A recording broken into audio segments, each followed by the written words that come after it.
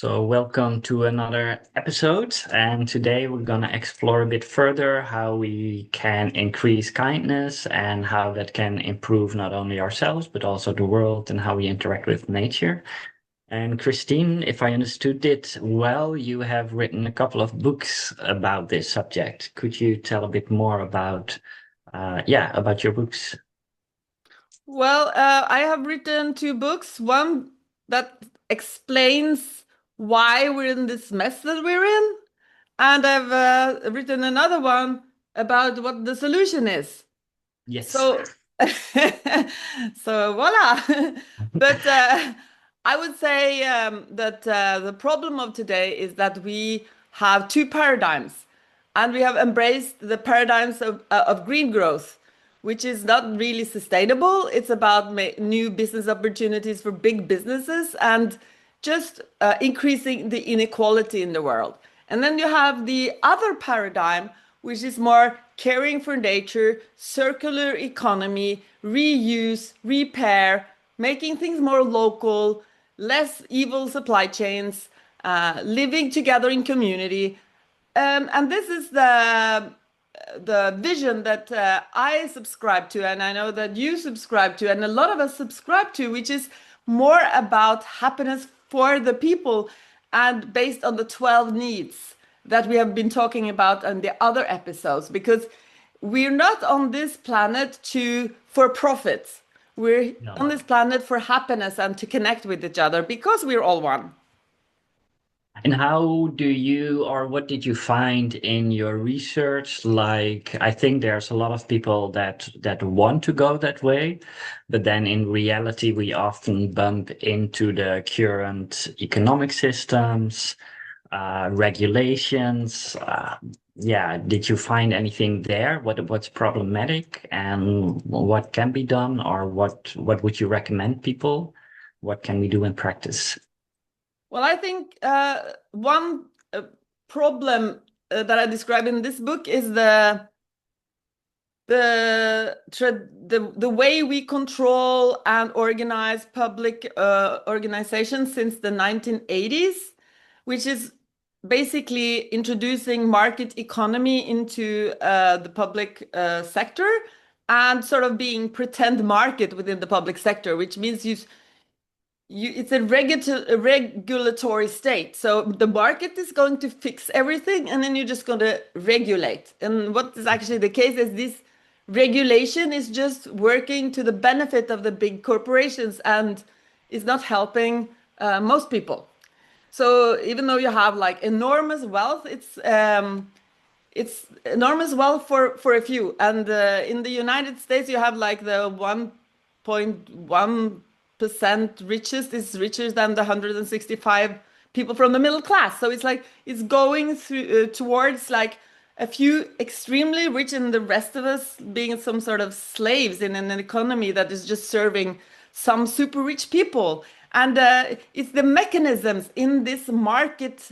These market mechanisms that we now also have within the public sector. So we're hollowing out the public sector, making our systems less kind, introducing elements of competition. So we get stressed, we can't sleep anymore. And as humans, we are also looked at the resource that we can extract value from.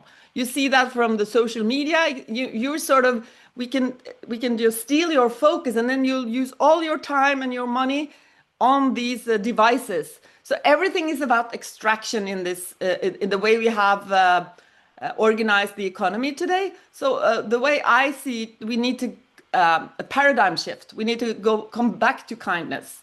We need to come back to the 12 needs. We need to come back to building a society that caters to the well-being of people.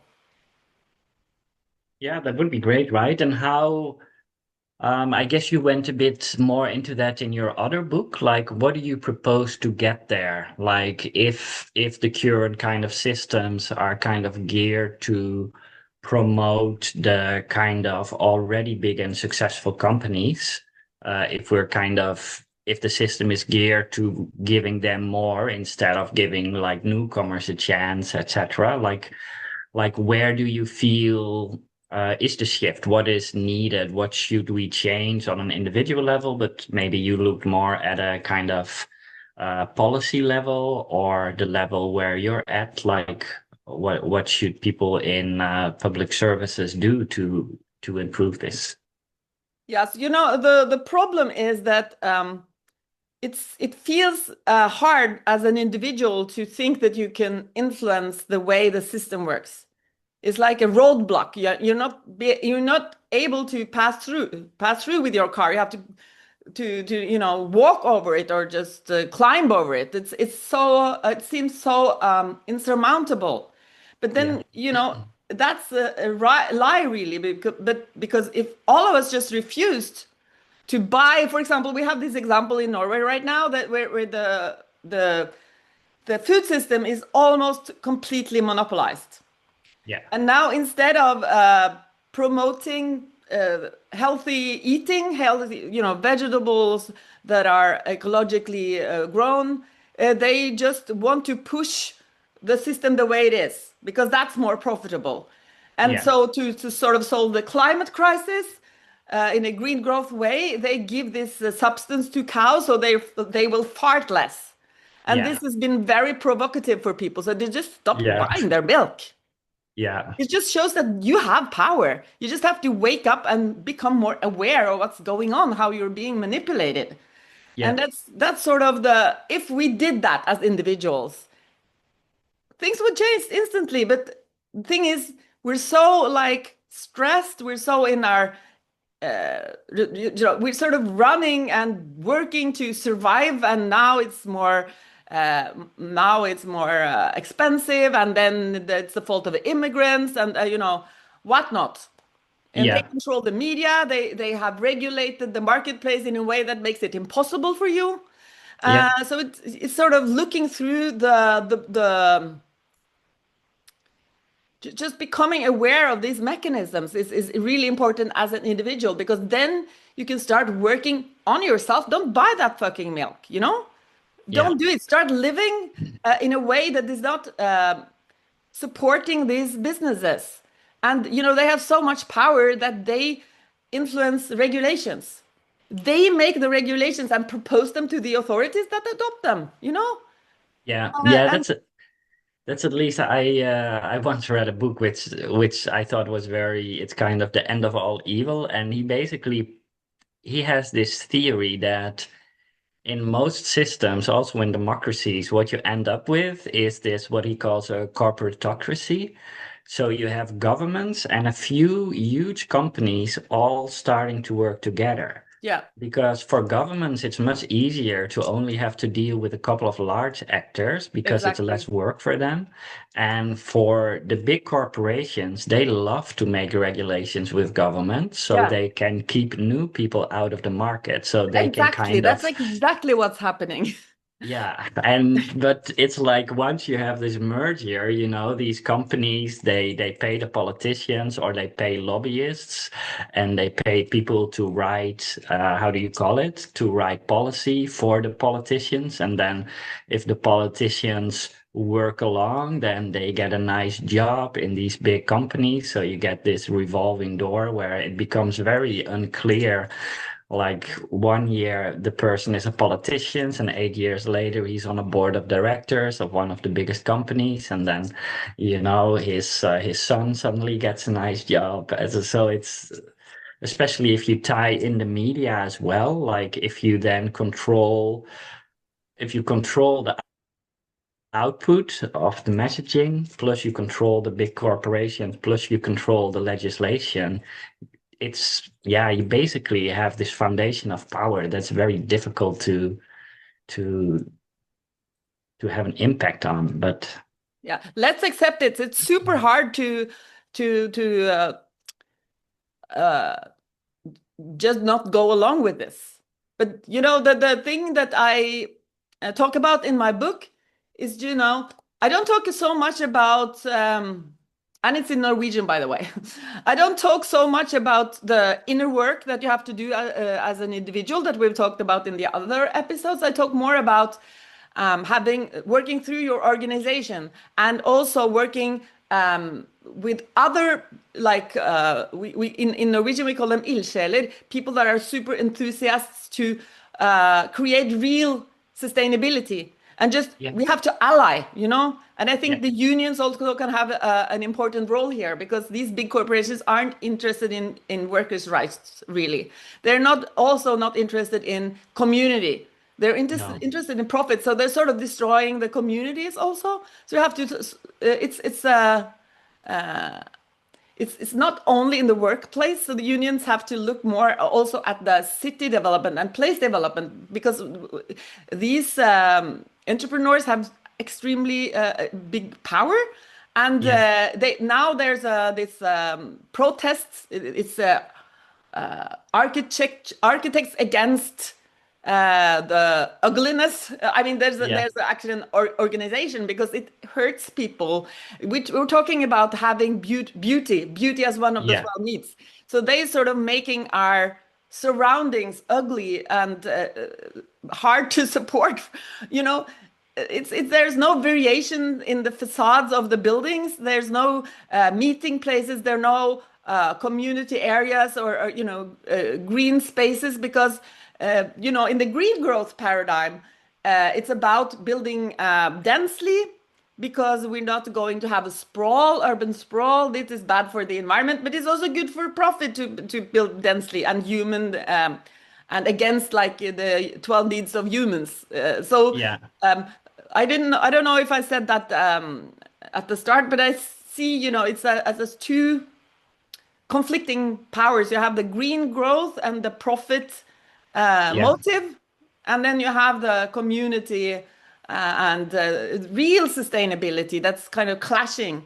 And we need Yeah. to choose sides, and be very what do you say, adamant, or you have to be, well, Yeah. forceful. You have Yeah. to be Yeah. fierce. You can't just be all about, wanting people to like you, or a people pleaser. Don't be a people pleaser against these the people that speak for these green growth solutions, because it's a pretend democracy. It's pretend solutions, and it's all only to increase their own profits, Yeah. and it's not going to benefit you. No, and this is also, or at least I'm kind of curious what you think about this, because I worked in a big garden center in Norway for a while. And I mean, also these companies, they all get checked on the most important thing is, do we make a profit? Because if they don't, they need to fire people, they need to go under, they go bankrupt. And so what we had for a while is, I think this was when I started working there, like maybe 10, 12 years ago, there was this real push for being more green in companies. So we did a lot of, sorting our rubbish much more carefully, thinking about stuff. But then when the economy went a bit down, there was less money, they couldn't employ as many people. So then the first things that happen is that all these things that are good for the environment but take extra work and don't immediately contribute to the profit. So in long term it's good, but in short term and mid term it doesn't immediately help.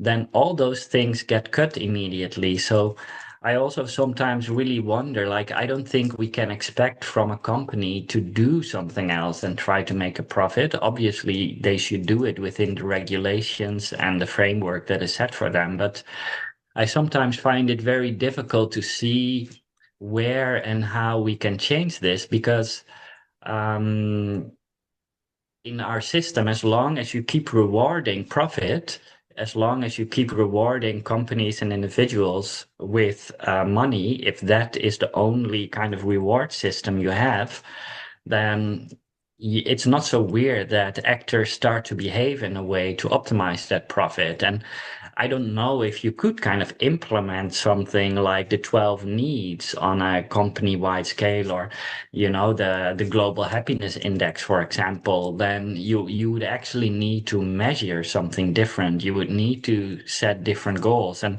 I don't know if politics need to do that, or if it's individuals or entrepreneurs or all of us. Like, Do you have any thoughts on this?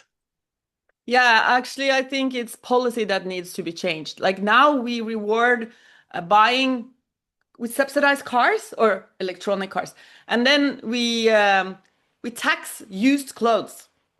This is a policy that very effectively is making circular economy very hard. You know, instead we should like use up our cars, and when we can't use them anymore, we can buy a new car. We are going to reduce the resource Yeah. extraction, and then we have to have policies that reward reuse, and we don't. Like we have a policy that punishes reuse. And the reason why we have that is because it's very, you know, repair and reuse is not boosting the growth. And it's also more local. And what the big companies cannot profit from is local and reuse. No. Sort of they will die then, you know, so they don't want that. So they influence policy in the opposite direction.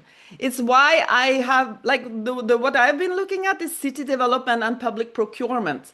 So I've Yeah. been trying to teach municipalities to set uh, you know criteria when they are procuring that is helping the local and sustainable businesses. But this is also super hard because the regulations and the taxes and everything is working against them, making it harder. For example, Yeah. cultivating food ecologically, locally, it's so expensive. It's not, you know, everything is centralized, extremely, like we have a very long stretched country. It's like if you're in Oslo, you can just as well Yeah. drive to Rome. It's just as far as going to the north of Norway. But they drive everything from the north of Yeah. Norway to Oslo and back because it's so centralized. It's Yeah. impossible to get fresh food. Like the freshest vegetable you can get is 7 days because they drive, and that's cheaper. It doesn't make sense. Yeah. It's No. because of the way they organize the food system. And also it damages the variety of foods we could have. We don't get local foods, you know, is we don't get see it's the variation of food we get in the supermarkets is worse than Albania. It's like a communist country. Yeah. It's just because that's what's most profitable for the big chains. We only have three. And Yeah. for the company that distributes all this, it's only one in the whole country. And we have two actually, but the second one can not distribute in the whole country. So definitely, it's like a completely monopolized market. And Yeah. that's also because of the way it's organized and because of the taxes. And everyone's like, why is the food so expensive? Why are these people the most richest people in the country? And why have they 10 jumbo jets? Oh, I don't know, you know. And the politicians are super nervous about doing something about it because they're afraid of increased food prices. But the food prices are, of course, increasing because of the monopoly. And who let the monopoly develop? The politicians. Yeah. Yeah, that's interesting, right? I think in Norway, I mean, I'm originally from the Netherlands, and a lot of people think that Norway is a very rich country, and I guess on some level it is. But if you look, for example, at your food choices in the supermarket, you're totally right. Like in the Netherlands, I have access through three times as much food, a lot bigger diversity, a lot more different brands, while in Norway, yeah, it's like you have relatively, if you compare to other countries in the EU, you have a tiny amount of choices and prices are very high. And yeah, as you said, like all the people that own these cartels are multi-billionaires. It's such a strange system. And obviously, Norway is also a very Nordic country, so it has a lot to do with the climate. I mean, if I go to the market here in Spain, where I'm staying at the moment, it's just because of the climate. There's so much access to fresh foods. It tastes so much better because it had some real actual sunshine. So yeah, it's interesting how these things work. And yeah, do you see a solution here, or are these systems just so set in stone? Because I would think in the Netherlands we have the same, right? Like if you produce food in a biological way, you need to get certification. So people that want to grow biological foods without poisons, they have to pay extra to prove that they have.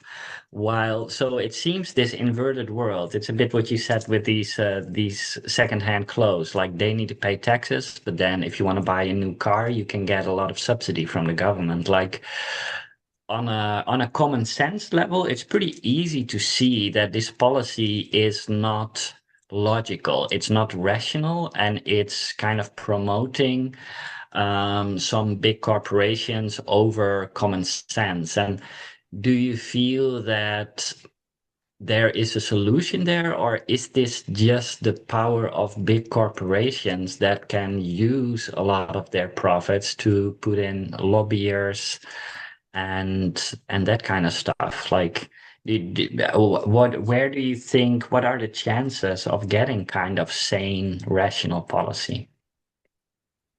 I think we're pretty up against a pretty strong opponent. I also did research on city development, and there we saw that the corporations, they have paid lobbyists, while the people in the communities, they have to do this on their free time. And they need to read up on all the regulations and the way the system works and talk the language of the case handlers. It's like a full-time job and they get nothing paid. And the other people, they have several lobbyists in, that earn like 1 million a year each. So, it's the system that's rigged against you. It doesn't mean that it's impossible to do something. It's like the example with the cow poison showed, like people don't want to buy it, and then they don't, No. and that shows that you have real power. But we need to sort of unite, and we need to use that power. We need to realize that we can use that power. And in my project, one municipality in Norway, the procurement leader, together with the other leaders in her municipality, decided together that we're going to buy directly from the farmers. When we are building a new health house for older people, we're going to build it with a real kitchen that makes it possible to buy whole foods directly from the farmer, because that's a problem these days, that you can only buy ultra processed foods in public kitchens, which is research shows is very damaging to you. And then you have all this Yeah. plastic too. Everything is wrapped in plastic 3 times because they're so you have to transport them, and you get them in a week.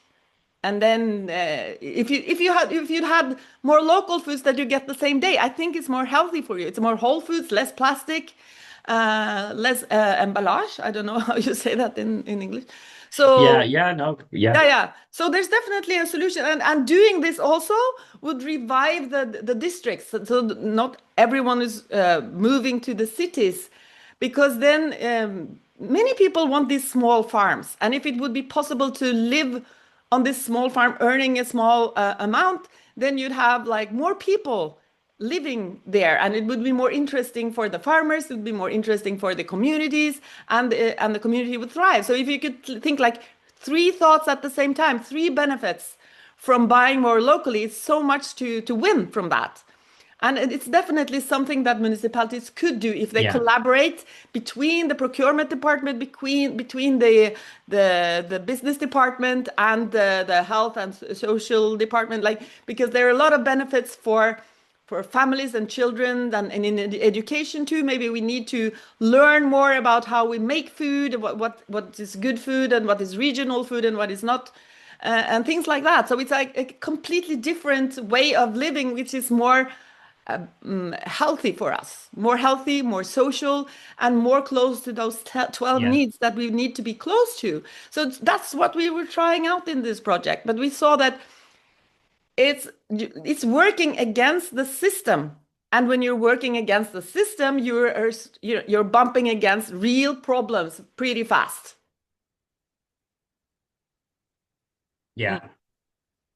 Yeah, that makes sense, and that must be a bit frustrating as well. And this is also something I encountered with myself. But and maybe in this light, it could be also interesting to bring in this idea of kind of essentialism, because I think also not only companies, also we get kind of brainwashed as individuals in consumerism, like always need to buy more, buy better, bigger, more, further away. And like there seems to be this continuous, this marketing always like what you have isn't good enough. There's something better out there. You should get it. And it also kind of drives people a bit insane, like always more and more. So I got into kind of minimalism and essentialism a bit. And then instead of more and more and more, it's really about what is important to me. And then you can suddenly, but this really comes with a kind of very different mindset. When I was in Australia, I learned this. These people had read this book of financial independence and retire early. And these authors basically say you should look at the real income, your real hourly wage. And then they say instead of looking at things in money, you should look at it in time. So they gave an example of they could buy a new couch, and then in hours they would have to work, let's say, 40 hours for that. But they could also get a couch from the second-hand shop and buy a nice plate to put over it, and then they only had to work 4 hours for the same couch or for a different couch. But suddenly they had 36 hours that they could spend in the way they wanted to instead of having to work to consume. And they had started doing this more and more systematically. So they were having their own kind of permaculture garden. They grew a lot of their own food. So they really lowered their costs. And I think this is something that people sometimes are not that aware of. But for example, people could minimize a lot or really focus on more the essential stuff. And in that, you can both save a lot of money and time. But yeah, it's a bit, I feel we all get kind of brainwashed in consume, consume, consume. And I guess governments as well and companies also more and more and more. Yeah, I don't know if you have any thoughts on this or if this overlaps with what you have been doing or if this is something totally new, but It definitely does. And in this one of my projects, we were trying out, the concept of community gardening, which is both social but actually produces vegetables for 80 families a year. And it's a lot cheaper than going to the supermarkets and buying ecological foods, 3 times the price of the poisonous food. Yeah, definitely we tried this out. It was a project where at Etikk where we tried to support municipalities in supporting green and social initiatives. But again, we sort of bumped up against structures that work against these local solutions because you have these big projects, right? And 90% of the funding goes to the bureaucracy of the project. You have deliverables, you have work packages, and then you sit and you produce like 100 pages long reports that nobody read. Maybe some people read some of the articles, but a minuscule sum goes to the community garden, and then they're not secured, post-project existence because then again they're depending on these project funding, and then it goes on and on because the projects are there's so much bureaucracy going on with these projects because you are applying for funding. It takes a lot of resources. And then during the project, there's a lot of control and, spending time on bureaucracy again, which is producing these reports is bureaucracy, really. We're not spending time, slowing time down, talking to each other, eating together, cultivating foods. This is not what the money is used for. And then post-project, now no more money, and now we have to start again. You have to start again to find new funding. And these big monopolies, they have this straw directly into the public funding. It goes like it's just going in their pockets automatically through these big contracts that they have with the public organization. They don't have to use all this this time every, No. So it's again it's rigged against the local sustainable solutions, and then it comes out as expensive. It comes out as some sort of luxury, and Yeah. I totally agree with you about the essentialism, because everything is rigged against essentialism. If you go to the tube station, you're sort of bombarded with this advertising. I really think it's really uncomfortable. I would prefer to have a silent meditation while I'm waiting on the tube. It's completely impossible. And this is just again an extraction of your focus, of your trying to make you buy stuff, which is Yeah. completely against the circular agenda. Again, you're Yeah. on the Yeah. green That's growth true. agenda, you're in the green growth paradigm. Everything is about profits for these big corporations that have the money to buy these advertisements, And then the other paradigm, which is more silent, which is more community oriented, which is more like catering to nature and the planet. We don't do anything to help this perspective grow. We work against it as hard as we can for profit, The profit is for destroying the planet. Like this consumerism, we produce so much more than we need, and we just throw it away. And all this plastic also. I mean, if we could produce more locally, we don't need that much plastic. Like you could No, get the no, food the same day. it's weird, right? How or how this works. And I guess it also has a bit to do with skill and, experience. But yeah, what you did describe, I noticed that so much in my job in the Netherlands as well, and it has a lot to do with also kind of having more access to the political process as a rich company. Uh, but also it's a scale. Like once you are a big company, you can start to copy paste your work and you can use it in different municipalities. And so do you see any solutions there? Like where does the change start? Because or let's say one thing about what you say in about all the commercials. I think that's in Norway, in Oslo, that has like even since I've been living there in the last 10 years. 10 years ago, it wasn't so bad, but now there's these huge things everywhere on the sides. Whenever you're waiting, there's always these flashy commercials in your face everywhere. And it's also bad for people's mental health. I think there was an experiment in a South American town where they banned all public commercial expressions. And in the beginning, obviously, there was a bit of protest from the local or from companies general.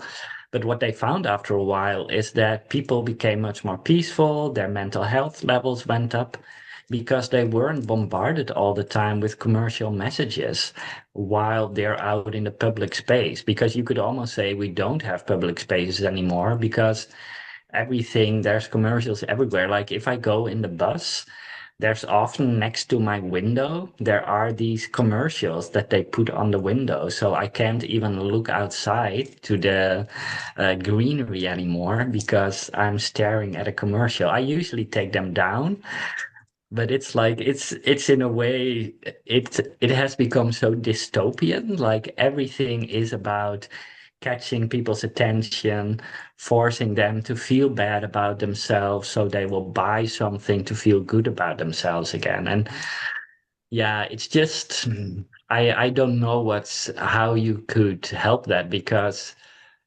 I think we really need very big system changes where you reward different things. But yeah, I don't know. Yeah, and you wonder why people can't sleep. You wonder why we have this depression, a wave of depression in people. I'm not that surprised, when you're stressing people's brain like continuously. And then the solution is, of course, give people medication because that's also creating profits. So keeping people sick and giving them medication is actually increasing the GDP. If you Yeah. do the opposite and just cut all the marketing so we could get a peace of mind and then have like a city development that would help people move their bodies more, be more social. Just being more social, just having a place where people can go for free would make people walk from their house to this place, you know, instead of sitting and buying stuff online and don't move. So, you know, the healthy living is not good for profit. No. Yeah, and I don't see the conversation about this problem. I see you know, everyone embracing the green growth agenda. Nobody embracing real sustainability, and particularly not the sustainability goal number 17, which this book is about, which is about collaboration. Yeah. Collaboration for a circular economy. And I really like the donut economy, which is about Yeah. it's about it's another type of growth, you know? Give us some peace of mind, give us time back. Let us meet without like purchasing your plastic shit, you know? Could you tell a bit more about the donut economy? Because I can imagine a lot of people might be hearing of that for the first time. We can link in the show notes to the book. It's a author that has written about an alternative economy where we do not transgress the nine planetary boundaries. And to Yeah. do that, we need to completely turn or change the society in the direction that we are talking about. So to unite in networks that work to promote the donut economy is something that I would really recommend. Um, I think it's a good framework to work from. And there are a lot of also other academics that write about that resonates with my perspective on climate change, which is Karen O'Brien, which is a very well-known climate researcher. She writes about how she's written a book that is called You Matter More Than You Think, which is seeing people as fractal units. So if you can you as an example, what you are doing, how you are living is people are noticing. So you matter more than you think. Yeah. Yeah. Yeah, interesting, because that's also kind of what I feel. I kind of feel we have built certain systems, and because of how our money system works, where, some parties get to create money as debt out of thin air and charge interest over it, you kind of get this inbuilt system where money will always concentrate to the top, to the people that have this power. And it's more like, I think there's a lot more system mechanics here at play than the players. And if you have certain system mechanics that then create this continuous need for growth, because you always have more debt in the system, that there's money, because the outstanding debt plus the interest is always bigger than the debt that was created out of thin air before. So there is kind of this artificial pressure from our money system, because there's kind of inbuilt scarcity in how our money system works. And then we always feel that there isn't enough. And I guess the positive of this is that everybody is always hard at work and producing. But the negative thing is there are so many people producing stuff that aren't really contributing anything real to really fulfill these 12 needs. There is so much what people call kind of useless jobs or idiot Bullshit work. jobs. Yeah, bullshit work. And I kind of feel we build a system and we kind of forgot that we built a system. And now we're just kind of hamsters in the wheel running to please the system, and nobody knows how to stop or turn it around anymore. And while if you just look at the architecture of where this system is taking us, it's taking us to infinite growth, which is impossible. So sooner or later, the whole thing is gonna crash anyway, just by how it's built. But somehow we can't seem to be able to have the conversation or to be able to stop the machine. And yeah, I'm sometimes a bit worried as well. Like, where does it go if it drives the people in it towards unhappiness, and if it is exploiting the nature around us? Like, what are we doing? Yes, definitely. And I think we should make do another episode where I interview you about the money system, because I think that maybe our what we can contribute, because what we're doing, trying to do with this podcast is sort of educating people that, you know, they have a choice and what can you do. So my one of the easiest advices that I can give is, because it can get so complicated. Now there are experts on sustainability. They sort of do this into an elite thing also. It's nothing to do with being elitist. It has to do with don't buy their shit. You know? Yeah. Don't make it yourself or buy used things. If you don't buy their shit, they lose their power.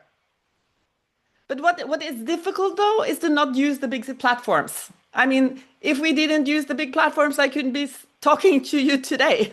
So there are No, that's the definitely. there's always this idea of scalability, and obviously marketing works. Otherwise, I mean, just look at how much money big companies are spending on marketing. And one could say maybe if you just stop marketing, which in a sense would be a good idea, I think. I think it would reduce consumerism enormously. I think it would make people happier as well. But then governments need to, we would need to accept that there's a lower GDP. And I don't know if politicians could sell that, or it's like, where does this work? Are there any last things you would like to share from your books or your own personal thoughts for this episode? I think that the message from my books is uh, the one message is educate yourself in how the systems work to make you behave in a certain way. Just listen to podcasts, read books, and try to understand why things are the way they are. And then I would say my second message is you have more power than you think. So when you have educated yourself and you sort of see how the mechanisms work, do the opposite. Even though there are a lot of, it seems impossible because the control mechanisms and everything is sort of trying to make you behave in a certain way, but you still have, there are a lot of things you can do. And you don't have to, so my method is about, having this vision about another reality. That's the first thing you need to know. And maybe when you have educated yourself, you will, understand what makes me happy. Maybe it's more being with people, maybe eating healthy foods, being healthy, having a healthy body, all these things. What do I want for myself? What do I want for Yeah. my family, for my community? And put that up as a vision. This is where you want to go. You have to prime your brain on something positive that you want. And then it's time to become more concrete, because then you have to sort of pinpoint, like, where do I want to start? Start doing one thing at a time. And if I want to do this, maybe I want to join a community garden. Maybe I want to start a podcast. Maybe I want to do something within my organization. Maybe I want to start a network for the donut economy. Maybe I want to market differently if I'm working in a marketing company. Maybe I want to subvert these the way the system works in a way that is not too loud so that they don't take you down. But anyways, and then yeah, when you know specifically what you want to work on first to go towards your vision, then you have to Yeah. look around and see, who do I need to ally with? Who do I want to network with to work Yeah. against this goal? Are there other people that wants the same as me? Can we work together? Yeah. And then, start doing. Like, doing, without doing, nothing is going to happen. So you start doing small steps, small steps, small steps, and just doing small things every day is actually having how do you say, compound effect? Yeah, It's getting compound effect. stronger Yeah. and stronger and Yeah. stronger. Just being consistent. Don't give Yeah. up. Don't start to doubt yourself. Just do these things that you decided that you're going to do. And you have to think there's no alternative. I'm fucking going to do this. No matter what, I'm going to do it. You have to be convinced about your vision. You want your vision. So whatever other people say, you don't give a shit. You can't be a people pleaser here. So No. It's good to know. you can't, it's not to be popular. You're No. not doing it to be popular. And then with time, you'll see that people are going like, oh, really? How did you do that? Oh my God, that's really interesting. And they don't know that you've been doing this for 10 years, like 5 minutes a day in the beginning. Yeah. And then what's super important also is celebrate your wins. Tell people about what you did. Like brag about your accomplishments. Yeah. It is why I don't like to brag about myself, but I mean, I want to talk about my books because that's my vision. Exactly. And they That's can what help how people, I right? want the world to look like. It's not for my own profit because I don't get like 10% or less from each book that is sold. Yeah. So I'll gladly share the content of these books without selling them. I also have books that I can sell half price, but they are in Norwegian. So I mean, you have to be Norwegian to benefit from that. Um, yeah, I think that's sort of my message. Understand what's going on and then start, doing what I said. Like start doing Yeah. something. Start doing and connect with people that are Connect with people like-minded and so then you brag can about kind what of you've help each been doing. other. Look what's Yeah. possible to do, Yeah. And we've seen that what is actually going to have to change policy is when you're like a network that is demanding changes. Yeah. You can't do much politically on your own. So to No, that start makes a lot of like sense. try to scan the environments who are interested in the same things that me. I mean, together we are stronger. And you see, they also fragment the academia. They're trying to control academia more. It's like we're only going to give you money if you do research on how many chairs is it useful to have in a classroom. And then it's the same as like they're trying to avert, like, don't look at the important stuff. Don't critique the way society is working. Look at the chairs in the classroom. That's what we want information about. And you see, we're going in this totalitarian direction where some people on the top are going to control everything that you think and do research on, which is why I think it's super scary. Yeah. Also, the No, well, research system, they are atomizing us and setting us up against each other in a big competition and writing articles that nobody can read because it's so complicated the way it's written. totally fractalized, Yeah, atomized. yeah. Yeah. So it scares me because like the university is also becoming these marketing machines. It's not about enlightening people about what's going on. And when the research funding is so specific on things that are not really important, then you're sort of sucking up intelligent people's brain capacity in trying to get funding to do funding on unimportant stuff. Yeah. This is also like it's ubiquitous all over in all sectors that they're trying to control more. Yeah. Yeah, and I mean, this is a bit kind of inherent. Like, once you have money and power, it kind of makes sense to at least want to keep in that position or try to expand it. I mean, it's especially if you live in the system we're living in, that's what gets rewarded. And those that don't do that, they kind of fall back again. So it's a strange system. Well, thank you so much for talking, explaining a bit more about the research you've done and the books and your findings. I think that can definitely be a good start for people to, reflect and maybe even take a bit of action as well. And then, let's talk more next time. Yes. Thank you.